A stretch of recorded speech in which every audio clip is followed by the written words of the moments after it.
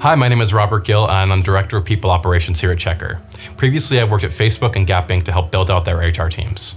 We work with 10,000 employers across every aspect of industry, and in doing so, it gives us a unique insight into the hiring process. Since background checks are one of the greatest barriers to re-entry into the workplace, Checker aims to work with both employers and applicants to educate about fair hiring practices using background checks. We're excited to partner with Root and Rebound to make an impact on fair chance hiring. The learning objective of this video is to understand the better business case for hiring people with records, so that you're not leaving money on the table by disqualifying qualified applicants just because of their record. So we think it's incredibly important that employers are considering this untapped pool of talent, which is people with conviction histories. They're as diverse as any group of employees that you may be seeking for all levels of your company.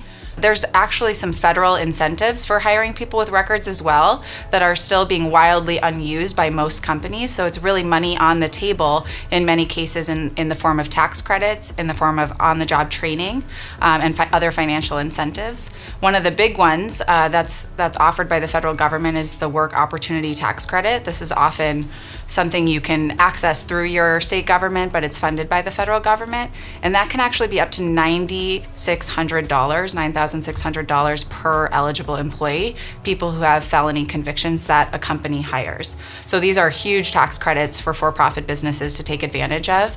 We've talked to companies like Give Something Back, which is a major office supply company in California, and they've saved up to hundreds of thousands of dollars in a given year just by hiring people with conviction histories on their team. There's also things like federal bonding insurance. So one of the common concerns we hear from employers is, well, how am I going to insure if something goes wrong, if there's theft, if there's some kind of employee misconduct, that I have the insurance to cover that problem? Well, we actually know that that doesn't happen a lot, but when it does, there's something called federal Fidelity bonding insurance that's offered, again, to employers to help sort of deal with some of these concerns on the front end. So an employee can actually apply for that insurance and come with anywhere up to $15,000 of insurance for an employer for 6 months. And it's something like 1% or less of those that actually end up getting used, which is good. That means most of the time where that insurance exists, employers haven't had to use it because there was no misconduct. One of the things we hear a lot from employers is concerns about job performance, if someone's really going to be ready to do the job, that they're actually qualified for it. All of the studies that have been done by major employers about those they've hired with conviction histories has actually shown equal or even better performance. We have no national studies or major business studies at this point that show a lesser performance by employees with conviction histories. One of the largest studies that was done was by the US Army. They actually started to enlist more people with felony convictions through a waiver program if they showed otherwise good moral conduct in their background. And in all of the people who were hired under that felony waiver program, they were 33% more likely to be promoted to a sergeant position than their counterparts who didn't have records. And that was regardless of where they went to school, their educational background. It said something about the fact that jobs are so hard to come by for a lot of formerly incarcerated people. When given the opportunity, they tend to excel and stay longer. There's been other studies by some major companies that have showed, again, larger retention. Johns Hopkins Medical Health Center is one of the notable ones.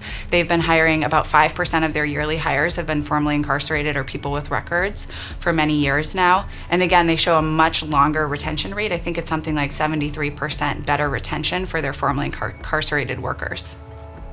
The American economy stands to grow in a major way by hiring formerly incarcerated people and people with conviction histories. Right now, studies have shown we're losing up to $87 billion by not hiring people with records. That is $87 billion in GDP, money that can grow our strength as a nation, grow our economy, bring more people into the workforce. And then there's the other effect that it actually reduces the dependency that people have on public assistance and the dependency that people have on state corrections, right? So our whole government saves money in addition to the increase in GDP. So there's a lot of reasons why companies should commit to fair chance hiring, and we hope many of the things you learn through these videos will speak to you in some way. But there's also just the bottom line human impact that this has on our community, right? Right now, we have 1 in 3 people in the United States with a criminal record. This isn't a small subset of a population, right? This is many people in our community, and it's largely communities of color and groups of people that have been disenfranchised from the American economy for way too long. So by committing to fair chance hiring, not only are you actually following the law and reducing risk of liability for your company, but you're actually bringing a more diverse workforce into your company. You're actually tapping a pool of talent that has been really largely ignored simply by the fact that there was a criminal record. But with 1 in 3, this is the norm now. This is something that we're all dealing with in the modern day. So we think it's really important that employers start to think seriously about how such a large community of people, of workers, are impacted by policies that might exclude them. And this doesn't just impact the people you're hiring who are going to be loyal and talented and work hard.